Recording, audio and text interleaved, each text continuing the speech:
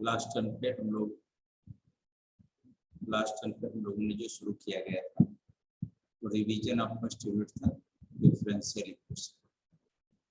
और differential equation में जो आपको समझाने की कोशिश की गई थी उसमें स्टार्टिंग किया गया था linear differential equation with constant coefficients.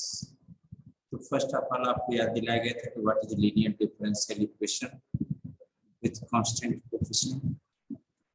उसके बाद आपको याद दिलाया गया था कि इस प्रॉब्लम के सॉल्यूशंस में कितने पार्ट होंगे। आपने कहा था ऐसे प्रॉब्लम्स जो F D Y equal to Q X के फॉर्म में लिखे गए हैं उसमें सॉल्यूशन के दो पार्ट होंगे, एक लेफ्ट पार्ट का सॉल्यूशन, दूसरा राइट पार्ट का सॉल्यूशन।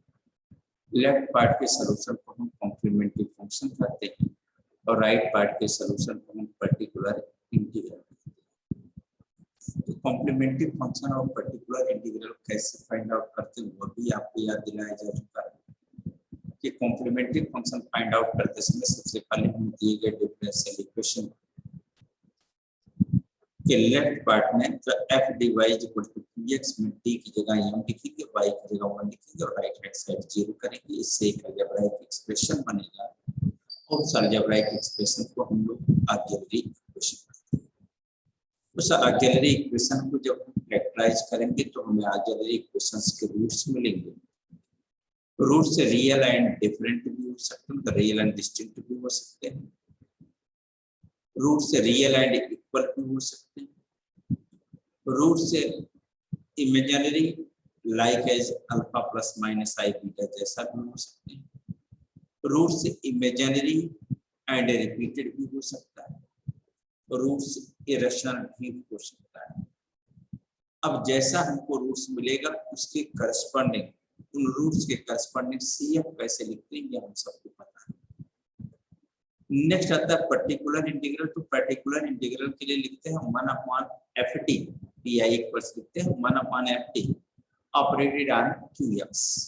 और आपको यह भी याद दिलाएगा qx की जगह क्या क्या चीजें हो सकती हैं। qx की जगह फंक्शन ऑफ x भी हो सकता है, कांस्टेंट भी हो सकता है, जैसा भी केस हो। qx की जगह हम लोगों ने पहला केस जो कंसीडर किया था वह था एक्सपोनेंशियल फंक्शन ऑफ x। यहाँ तक की बात आपसे किया गया था कि अगर pi हम ऑब्टेन कर रहे हैं 1/ft ऑपरेटेड ऑन qx और qx की जगह e to the power ax लिख रहे हैं तो आपको समझाया गया था कि एक्सपोनेंशियल फंक्शन ऑफ x में x का जो कोफिशिएंट है उसे ft में प्रत्येक d की जगह पर सब्स्टिट्यूट करेंगे। सब्स्टिट्यूट करने के बाद सिंप्लीफाई करेंगे। सिंप्लीफाई करने पर दो ऑप्शन हमारे सामने आएंगे, या तो डिनोमिनेटर 0 हो जाएगा या तो डिनोमिनेटर नॉन 0 होगा। अगर डिनोमिनेटर 0 हो गया तो हम कहेंगे केस फेल्ड, और डिनोमिनेटर अगर नॉन 0 रहा तो हम कहेंगे अब यही दिए गए प्रॉब्लम का पर्टिकुलर इंटीग्रल। दूसरा आपसे ये कहा गया कि अगर केस फेल हो रहा है तो 1/ft में x से प्री मल्टीप्लाई करेंगे और डिनोमिनेटर को एक बार d के रिस्पेक्ट में डिफरेंशिएट करेंगे। डिफरेंशिएट करने पर जो रिजल्ट मिलेगा उस रिजल्ट में e to the power x में x का जो कोफिशिएंट है उसी बचे हुए रिजल्ट में प्रत्येक d की जगह पर x के कोफिशिएंट को पुनः सब्स्टिट्यूट करके सिंप्लीफाई करेंगे। जब आप सब्स्टिट्यूट करके सिंप्लीफाई करेंगे तो फिर तो पॉसिबिलिटी है या तो डिनोमिनेटर 0 हो जाएगा या तो डिनोमिनेटर नॉन 0 होगा। अगर डिनोमिनेटर 0 हो गया तो फिर वही हालत कि केस पे। लेकिन अगर डिनोमिनेटर 0 नहीं हुआ तो हमको अब दिए गए प्रॉब्लम का पर्टिकुलर इंटीग्रल मिल चुका है। फिलहाल आज हम लोग इससे आगे थोड़ा सा प्रोसीड करते हैं और समझने की कोशिश करते हैं इस फॉर्मेट में हो या dy इक्वल्स qx और अगर qx की जगह पर मैं qx equals either sin ax or cos ax, either sin ax or cos ax, ये प्रॉब्लम आपको है। F D Y is equal to Q X तो हो, बट क्यू एक्स की जगह या तो साइन एक्स हो या फिर कॉस एक्स हो। अगर ऐसा है तो प्रॉब्लम हम कैसे सॉल्व करेंगे ये हमको समझना। इस प्रॉब्लम के सॉल्यूशंस के दो पार्ट में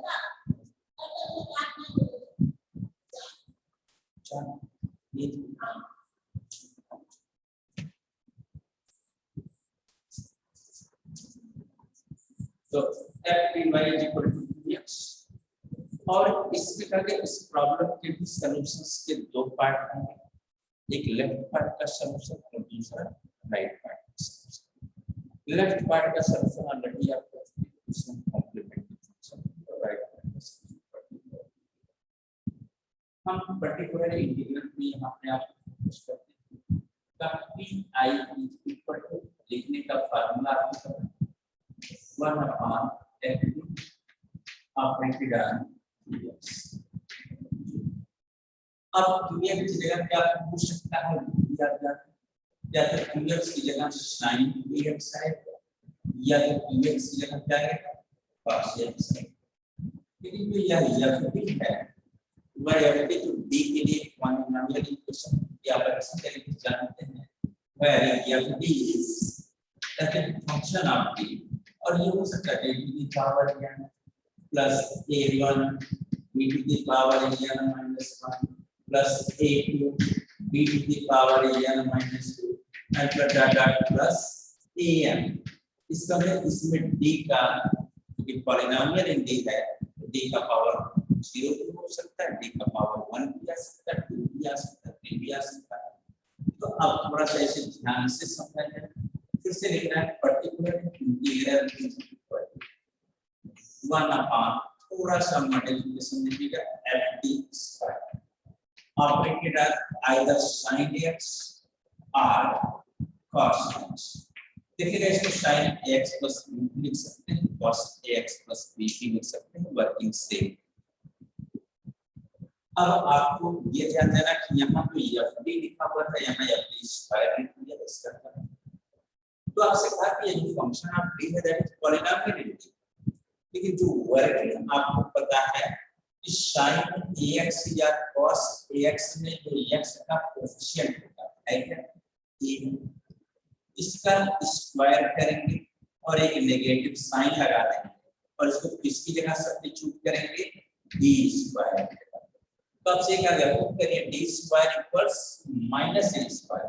तो सवाल को d क्यूब की जगह क्या रखें, तो d क्यूब को हम लोग ले सकते हैं d square into d square into d into d square मत लिख दीजिएगा क्योंकि d स्क्वायर की जगह हम आपको क्या सब्स्टिट्यूट करना है माइनस a स्क्वायर, ये माइनस a स्क्वायर और अगर हम d इनटू d स्क्वायर देखें d पहले होगा माइनस a स्क्वायर बाद में होगा क्योंकि sin ax या cos ax में जो x का कोएफिशिएंट है वह एक कांस्टेंट टर्म है और अगर उसका स्क्वायर भी होगा कांस्टेंट नेगेटिव साइन से मल्टीप्लाई करेंगे तो भी क्या रहेगा।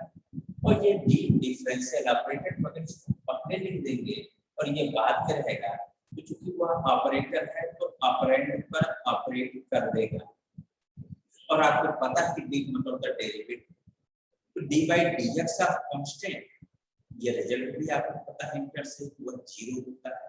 इसलिए इन चीजों को ध्यान रखना कि d क्यूब को हम d into d स्क्वायर ना लिख करके d स्क्वायर into d लिखते हैं जब ऑपरेशन चलता है। फिर d to the power 4 अगर नहीं आता है तो d to the power 4 को लिख सकते हैं d square into d square और ये हो जाएगा minus a square into minus a square और minus a square into minus a square equal to a to the power 4 इस तरीके से हम वर्किंग कर सकते हैं। इसका मतलब ये जो अब आएगा पर्टिकुलर इंटीग्रल आपसे ये कहा जा रहा है कि sin x या cos x में जो x का कोएफिशिएंट है या sin x plus b या cos x plus b में जो x का कोएफिशिएंट होगा उसका स्क्वायर विद नेगेटिव साइन या फिर में जितने भी d आए होंगे इन सारे डीज में हम वर्किंग कैसे कराएंगे ये लिखा हो तो यहाँ d स्क्वायर को दिखा है तो इसको हमने क्या लिखा f of minus A square into sin x, अगर cos x लिखा होगा तो क्या लिखेंगे cos x। मतलब सिंपली आपसे कहा गया है कि sin ax या cos ax में जो x का कोफिशिएंट होगा उसका square with negative sign fd में जहां भी d स्क्वायर होगा उसके जगह हम क्या करेंगे सब्स्टिट्यूट करेंगे। तो d स्क्वायर इक्वल्स क्या रखेंगे माइनस x। जब सब्स्टिट्यूट करके सिंपलीफाई कर लेंगे तो दो पॉसिबिलिटी बनेगी आफ्टर सिंपलीफिकेशन, या तो यह f minus of a square जो आएगा रिजल्ट वह नॉन जीरो, अगर नॉन जीरो हुआ तो यही दिए गए प्रॉब्लम का पर्टिकुलर इंटीग्रल। लेकिन दूसरा केस यह भी हो सकता है कि पर्टिकुलर इंटीग्रल आपने निकाला और इस तरीके से आपने लिखा या आप minus a square sin ax या cos ax जो भी हो, और जब आपने वर्गीकृत किया तो आपने कहा है ये तो यह आप माइनस a स्क्वायर अब क्या आने लगा जीरो आया। अगर यह जीरो आ गया तो हम कहते हैं केस फिट। अब केस फिट कर करेंगे क्या, इस फ्रैक्शन में x से प्री मल्टीप्लाई करेंगे, ज्यादा x से प्री मल्टीप्लाई करेंगे और डिनोमिनेटर को एक बार d के रिस्पेक्ट में डिफरेंशिएट करेंगे, हो जाएगा f plus d square plus sin x फिर x into बन गया 1 upon f dash d square, अब रिटर्न sin ax और cos x। चलो बिल्कुल अब आपके सामने फिर से वर्क इस sin ax या cos ax में जो x का कोफिशिएंट है उसका स्क्वायर देंगे, तो फिर उसके बाद एक नेगेटिव साइन लगाएंगे और नेगेटिव साइन का यूज करने के बाद उसे d स्क्वायर की जगह पर सब्स्टिट्यूट करेंगे। यहाँ अगर d स्क्वायर की जगह सब्स्टिट्यूट करेंगे तो बनेगा क्या f dash minus a square. तो सब्स्टिट्यूट करके सिंपलीफाई करने पर अगर f dash minus a square not equal to 0 आ रहा है, यही दिए गए प्रॉब्लम का पर्टिकुलर इंटीग्रल बन जाएगा। लेकिन अगर f dash minus a square 0 हो जा रहा है तो फिर कहेंगे केस फेल्ड और फिर वही सेम वर्किंग करेंगे, इस इक्वेशन में x से प्री मल्टीप्लाई करेंगे और डिनोमिनेटर को दोबारा डिफरेंशिएट कर देंगे और प्रोसेस अलजेब्रा जैसे आपको समझाया गया उसी तरीके से प्रोसेस को करते हैं। एक एग्जांपल लेकर के थोड़ा सा समझने की कोशिश करते हैं। ये ध्यान रखिए कि हम लोगों ने जो पर्टिकुलर केसेस में अभी तक आज जो डिस्कशन किया हुआ sin ax या cos ax, ट्रिग्नोमेट्रिक फंक्शन में सिर्फ sin ax या cos ax की बात किया है। जैसे मान लीजिए आपके सामने एक प्रॉब्लम है, लिखा गया solve this find the particular integral of this equation a square plus 4y is equal to sin square x। तो देखिएगा हम लोगों ने जो रिजल्ट लिया था qx की जगह या तो वह sin x था या तो वह cos x, लेकिन यहाँ तो लिखा हुआ sin स्क्वायर x। तो कोई ऐसा डिसीजन मत ले लीजिएगा अच्छा लग रहा है थोड़ा सा ऊपर चला गया लॉस को डाउन कर देते हैं ये sin 2x बन जाएगा और फिर हम पर्टिकुलर इंटीग्रल निकाल सकते हैं। ठीक है, आपको ये सोचना होगा कि हम पर्टिकुलर इंटीग्रल निकालने का जो फार्मूला है तो वो भी 1 अपॉन f यह इंटीग्रल क्या है d स्क्वायर प्लस और operated on sin square x भी दिया, थोड़ी सी खुशी भी लग रही है कि d स्क्वायर दिया और sin ax या cos ax पर हमने समझाया है कि x का कोएफिशिएंट होगा उसका square with negative sign d square की जगह रखेंगे लेकिन यहाँ का क्वेश्चन थोड़ा गड़बड़ है। साइन ax साइन 2x होने के बजाय ये जो 2 ऊपर चला गया, पावर में चला गया, ला उसको करेक्ट करते जी नहीं करेक्ट करना है, बट आपके अपने ब्रेन से आपको ये सोचना है क्या हम इस साइन स्क्वायर x को साइन ax या cos ax या जो हमने इसके पहले पढ़ाया गया एक्सपोनेंशियल फंक्शन ऑफ x में कन्वर्ट कर सकते हैं क्या? अगर इन प्लेटफॉर्म पे हम ला सकते हैं e to the power x के फॉर्म में या sin x के फॉर्म में या cos x के फॉर्म में, तो हम पर्टिकुलर इंटीग्रल बिना किसी संदेह के फाइंड आउट कर सकते हैं। इसका मतलब टेस्टिंग की जा रही है क्या आप इसे sin x या cos x में रिड्यूस कर सकते हैं। तो कहीं ना कहीं आप सोच करके समझते हैं, अरे हम तो जानते हैं कि cos 2x होता है 1 - 2 sin स्क्वायर x, और अगर हमें ये चीज पता है तो हम क्या करेंगे, हम तो यहाँ से बस देखो sin square x equal to क्या हो जाएगा 1/2 into 1 minus cos of 2x, इस तरीके से लिखा जा सकता है। इसका मतलब है कि यहाँ पर अब हम लोगों ने अपना ब्रेन यूज करते हुए जो हमको 9 तरीके से समझाया गया है, sin स्क्वायर x की जगह पर हम लोगों ने लिख दिया 1/2 1 minus cos 2x।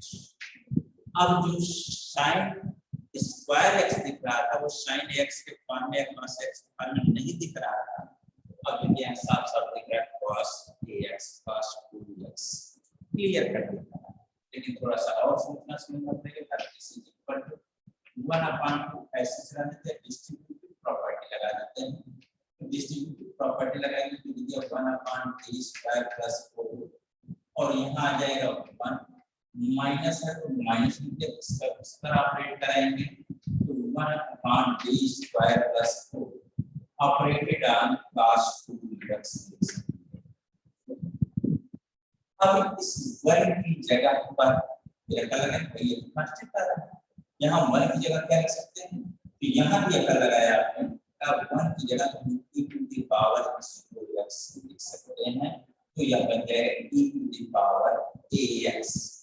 और अगर ऐसा हो गया है तो हम प्रॉब्लम को सॉल्व कर सकते हैं कि e to the power ax में अगर x का गुणांक 0 तो गुण क्या है कि x का जो कोएफिशिएंट होगा उसे डिनोमिनेटर में प्रत्येक e की जगह पर रखेंगे, यहाँ कितनी दी है उसकी जगह पर 0 + 4 into e to the power 0 minus.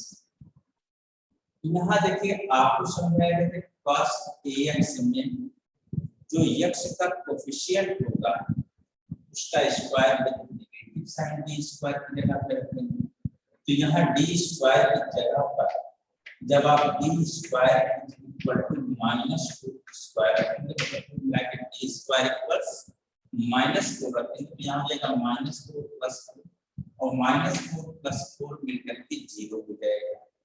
तुरंत आपको याद आएगा झटका लगेगा, अरे 0 मिलाने को कहा गया था डिनोमिनेटर 0 के स्केल, तो आपसे ये कहा गया है कि इस फ्रैक्शन में x से भी मल्टीप्लाई करेंगे और डिनोमिनेटर को एक बार d के रिस्पेक्ट में डिफरेंशिएट कर देंगे फिर 2d हो जाएगा operated on cos of 2x। ये भी मालूम है अब ये कुल मिलाकर होगा 1/2, यहाँ जाएगा 1/4 0 + 4 e टू द पावर 0 मतलब 1 माइनस x/3 1/d मींस आप समझते हैं इंटीग्रेशन, क्योंकि 1/d को आप d टू द पावर -1 लिख सकते हैं और d टू द पावर -1 को आप इससे डिनोट करते हैं, d टू द पावर -1 का मतलब हुआ इनवर्स ऑफ d और d means differentiation, inverse of differentiation को है समझ में आया तो हाँ याद आया कि inverse of differentiation means integration, इसका मतलब ये इंटीग्रेशन है। यहाँ लिखा 1/d की जगह इंटीग्रेशन साइन लगा दिया तो लिख दिया cos ऑफ 2x। चलो कोई बात नहीं, अब ये हो जाएगा 1/2 into 1/4 माइनस x/2 और प्लस 2x का इंटीग्रेशन करेंगे वो आपको याद होना चाहिए ये आएगा sin 2x/2 हो जाएगा तो बाहर ले लिया 3 मिला हो जाएगा 1/8 इन ब्रैकेट हो जाएगा 1 माइनस x sin ऑफ यही दिए गए प्रॉब्लम का सॉल्यूशन पर्टिकुलर इंटीग्रल। तो अगर आपको याद आ गया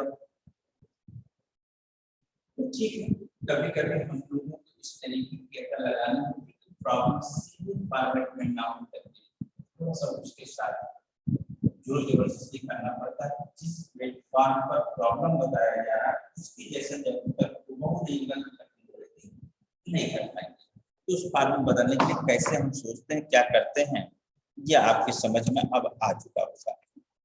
फिर इसके बाद हम लोग नेक्स्ट शुरू करते हैं, आपको याद दिलाते हैं तीसरा केस। अगर f dy is equal to px हो लेकिन px की जगह f to the power m आ जाए जहां m क्या है m is a positive integer या कह सकते हैं m is a natural number, m एक प्रॉपर्टी संख्या या कह सकते हैं m is a positive integer m की जगह 1 2 3 तो इस प्रॉब्लम का सॉल्यूशन टू पार्ट्स में सबडिवाइड होता है। लेफ्ट पार्ट का सॉल्यूशन कॉम्प्लीमेंट्री फंक्शन देगा, राइट पार्ट का सॉल्यूशन पर्टिकुलर इंटीग्रल देगा। अब इसमें पर्टिकुलर इंटीग्रल निकालने के लिए मेथड क्या था वो आपको याद दिलाते हैं। जैसे मान लीजिए एग्जांपल लिया गया आपके सामने, अगर ये लेते हैं d square minus 3d plus 2 operated on y is equal to x square. आपको प्रॉब्लम के माध्यम से ही आपको याद दिलाने की कोशिश करते हैं। ये x स्क्वायर भी हो सकता है, x भी हो सकता है, x स्क्वायर प्लस x भी हो सकता है, x क्यूब भी हो सकता है, x cube plus 2x square plus 3x plus 5 भी हो सकता है। इस तरीके से हो सकता है, पॉलिनोमियल x हो सकता है। और जहां पर x का पावर देखना है तो पॉजिटिव इंटीजर होना चाहिए, नेगेटिव पावर नहीं होना चाहिए। तो फिर आप ठीक है पर्टिकुलर इंटीग्रल निकालने की कोशिश करते हैं। तो p I is equal to हम लोग लिखते हैं this is equal to 1/2 b का मतलब है d square minus 3d plus operated on x square. कोई बात आपको समझाया गया है कि सबसे पहले डिनोमिनेटर में से lowest degree term of d को हम कॉमन लेते हैं। याद अगर आ रहा है, lowest degree term of d को कॉमन लेते हैं। क्या lowest degree term of d यहाँ d का पावर 2, यहाँ d का पावर 1, यहाँ d का पावर 0। d के सबसे कम डिग्री वाला टर्म कौन हुआ? प्लस। अगर यहाँ -2 तो -2। तो lower degree term of d को कॉमन लिया तो यहाँ से आपने कॉमन ले लिया किसको? 2 को कॉमन ले लिया। तो जब कॉमन तो पूरे में से 2 कॉमन लेंगे, लेकिन यहाँ देखेंगे d का जो पावर है यहाँ 2 है, यहाँ 1 है, यहाँ 0। तो कॉमन लेते समय हम d के पावर असेंडिंग ऑर्डर में लिखना शुरू करेंगे। मतलब यहाँ 3 2 0 है और हम कहाँ शुरू करेंगे? 0 से शुरू करेंगे d का पावर। तो इसका सबसे पहले इसकी बात आएगी। तो प्लस 2 में से 2 को कॉमन ले चुके हैं, -2 का तो -2 कॉमन लेते हैं, तो यहाँ बचा है 1। अब जब आपने इसको लिख दिया, अब आता है उससे बड़ा टर्म। यहाँ d का पावर 0 तो यहाँ d का पावर कितना आ रहा है? 1 आ रहा है। पर अगर यहाँ d का पावर 1 आ रहा है तो उसमें से क्या कॉमन लेंगे? तो d कॉमन ले चुके हैं, तो -3d ऐसा कॉमन ले चुके हैं। तो यहाँ से जब कॉमन ले चुके तो यहाँ बचा क्या? -1/2।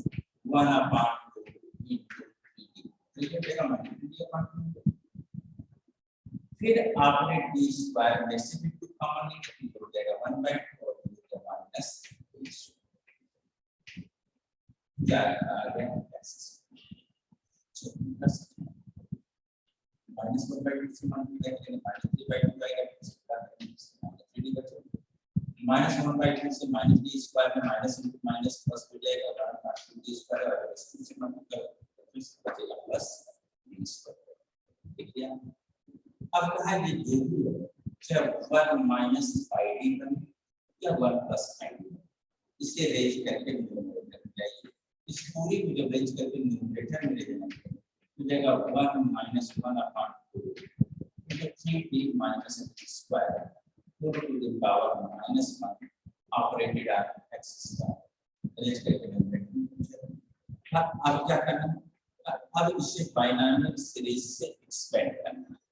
जब इसे बाइनॉमियल सीरीज से एक्सपेंड करेंगे तो इस पूरे को हमने x बनाया तो क्या 1 minus x whole to the power minus, उसे एक्सपेंड करेंगे तो क्या आएगा 1 माइनस में क्या आएगा प्लस x, x का मतलब हो गया 1 upon 2 into 3d minus d square 1 plus x, ये क्या आएगा प्लस x स्क्वायर, तो जाएगा 1 upon 4 3d minus d square का होल स्क्वायर, फिर क्या आएगा plus data so on operated on x square। Binomial series का जान 1 minus x to the power -1 is equal to होता है 1 plus x square plus x cube and पर data so on। अगर यही 1 माइनस x होने के बजाय 1 plus x to the power -1 अब 1 प्लस x होता है, तब बाइनॉमियल सीरीज जब अप्लाई करते हैं तो आता 1 minus x plus x square minus x cube, इस तरीके से आता है। फिर हल चलिए ये तो लिख दिया, लेकिन ये ऐसे लिखते जाना है तो आपको यह भी याद आ रहा है कि आपको ये बताया गया था कि d के पावर को मैक्सिमम कहां तक रखेंगे, जहां तक x का मैक्सिमम पावर हो, शेष हायर पावर ऑफ d को या हायर टर्म ऑफ d को हम नेग्लेक्ट करते हैं। तो चलिए नेग्लेक्ट करते हैं, क्यों करते हैं ये आपको याद दिलाते हैं। बल्कि ये पर्टिकुलर इंटीग्रल कॉमन लिखते नहीं है 1/2 सॉरी ये 1/2 कॉमन रखिए। अब इसके बाद यहाँ लिखा 1 प्लस इसको क्या लिख सकते हैं 3/2d प्लस 3/2d, यहाँ d का पावर कितना है 1, यहाँ d का पावर कितना 2 है, तो इसको लिख सकते हैं -1/2 d स्क्वायर, ऐसे लिख दिया आप समझ में। इसका whole square a minus b का होल स्क्वायर करके जब आप ओपन करेंगे तो आएगा पहले पद का होल स्क्वायर, पहले टर्म का स्क्वायर, तो फर्स्ट टर्म का स्क्वायर करेंगे तो आएगा 9d स्क्वायर और उसमें 1/4 से मल्टीप्लाई होगा, फिर जगह प्लस 9/4 d स्क्वायर आ जाएगा। फिर करते हैं प्लस सेकंड टर्म का स्क्वायर कितना आ जाएगा d का पावर 2 हो जाएगा, जो कि x के पावर से ज्यादा हो जाएगा, उसे हम नहीं लिखेंगे। फिर आता है 2 गुणे पहला पद गुणे दूसरा, ऐसा करेंगे तो d क्यूब दिखने लगेगा, d क्यूब मतलब d का पावर 3 दिखेगा, जो कि x के पावर से ज्यादा होगा, तो अगर x के पावर से ज्यादा तो उसे भी हम नहीं लिखेंगे, नेग्लेक्ट करेंगे, ये लिख दिया x स्क्वायर, तो यहाँ आप कर देंगे neglect higher order terms of d के हायर ऑर्डर टर्म क्या करेंगे, क्यों नेग्लेक्ट किया है वो आपको सक्सेसिव डिफरेंशिएशन में आपको सेमेस्टर 1 में समझाया गया है। उसमें क्या कहते हैं हायर पावर ऑफ t जब lower analytic power of x पर ऑपरेट करता है तो रिजल्ट क्या हो जाता है 0 हो जाता है, ये आपको समझाया गया। जब समझाया गया तो उसी का अब आप 1 से x स्क्वायर गुणा करेंगे प्लस 3/2 d से x स्क्वायर में मल्टीप्लाई करेंगे, क्योंकि d डेरिवेटिव है डिफरेंशिएशन, तो डिफरेंशिएशन ऑफ x स्क्वायर पे आ जाएगा, वो आप मान रहे हैं वो क्या दे देगा x दे देगा, प्लस फिर आ जाएगा -1/2 प्लस नहीं -1/2 d square of x square करेंगे तो फाइनली आप क्या है d स्क्वायर मतलब x स्क्वायर का डिफरेंस कितना 2 का प्लस 9/2 यहाँ पे टी स्क्वायर आप एक्स स्क्वायर करेंगे, यहाँ पे कर ले सिंपलीफाई कर लीजिए थोड़ा सा, तो जाएगा 1/2, यहाँ लिख दिया एक्स स्क्वायर, इस 2 से आपको कैंसिल किया कैसे कितना बचेगा 3x, यहाँ देखिए इस 2 से आपको कैंसिल -1 बचेगा, लेकिन यहाँ क्या बचेगा +9/2 बचेगा, तो -1 +9/2 आप समझ सकते हैं कितना आ सकता है +7/2। अब यही आपके दिए गए प्रॉब्लम का क्या बन गया पर्टिकुलर। तो मेरे समझ से आज हम लोगों ने 2 टॉपिक लिया कि अगर 2x की जगह sin ax हो जाए या sin ax + b हो जाए या cos ax हो जाए या cos ax + b हो जाए, तो उस कंडीशन में हम प्रॉब्लम्स को कैसे सॉल्व करते हैं। ठीक है, दूसरा केस लिया हम लोगों ने कि अगर 2x की जगह पर एक्सपोनेंशियल 2x की जगह पे अलजेब्राइक फंक्शन ऑफ x हो जाए, तो उस कंडीशन में प्रॉब्लम को कैसे सॉल्व करते हैं, ये भी हम लोगों ने देख लिया।